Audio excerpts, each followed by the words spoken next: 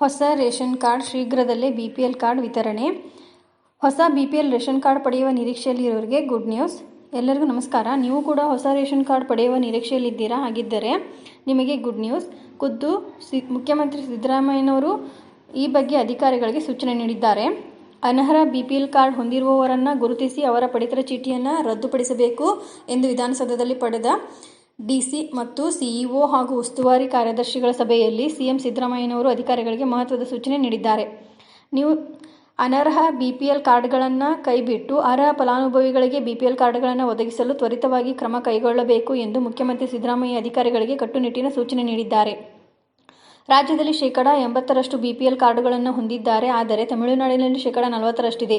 ನೀತಿ ಆಯೋಗದ ಪ್ರಕಾರ ರಾಜ್ಯದಲ್ಲಿ ಪ್ರಸ್ತುತ ಬಡತನ ರೇಖೆಗಿಂತ ಕೆಳಗಿರುವವರ ಪ್ರಮಾಣ ಶೇಕಡಾ 5.67 ಇರಬೇಕು ಎಂದು ತಿಳಿಸಿದರು. 1.27 ಕೋಟಿ ಕುಟುಂಬಗಳಿಗೆ ಬಿಪಿಎಲ್ ಕಾರ್ಡ್ ನೀಡಿದ್ದೇವೆ. ಅನರ್ಹ ಬಿಪಿಎಲ್ ಕಾರ್ಡುಗಳನ್ನು ರದ್ದುಪಡಿಸಿ ಅರ್ಹರಿಗೆ ಬಿಪಿಎಲ್ ಕಾರ್ಡ್ ಒದಗಿಸಬೇಕು ಎಂದು ಸಿಎಂ ಸಿದ್ದರಾಮಯ್ಯನವರು ಅಧಿಕಾರಿಗಳಿಗೆ ಸೂಚಿಸಿದ್ದಾರೆ.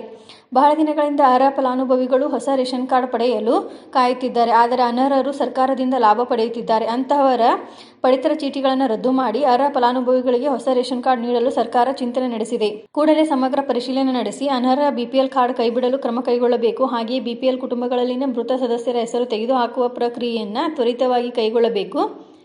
ಜನರನ್ನು ಅನಗತ್ಯವಾಗಿ ಅಲೆದಾಡಿಸಬಾರದು. ಅವರ ಸಮಸ್ಯೆ ದೂರುಗಳನ್ನು ಆಲಿಸಿ ಅಗತ್ಯ ಪರಿಹಾರ ಒದಗಿಸಬೇಕು ಎಂದು ಸೂಚಿಸಿದ್ದಾರೆ. ಸರ್ಕಾರ ಆದಷ್ಟು ಬೇಗ ಈ ಕೆಲಸ ಮಾಡಿದರೆ ಬಡತನ ರೇಖೆಗಿಂತ ಕೆಳಗಿರುವ ಜನರಿಗೆ ಸರ್ಕಾರದ ಸೌಲಭ್ಯಗಳು ಸಿಗುತ್ತವೆ. ಇದೇ ರೀತಿ ಮಾಹಿತಿಗಾಗಿ ನಮ್ಮ ಚಾನಲನ್ನು ಸಬ್ಸ್ಕ್ರೈಬ್ ಆಗಿ ಮತ್ತು ಶೇರ್ ಮಾಡಿ. ಧನ್ಯವಾದಗಳು.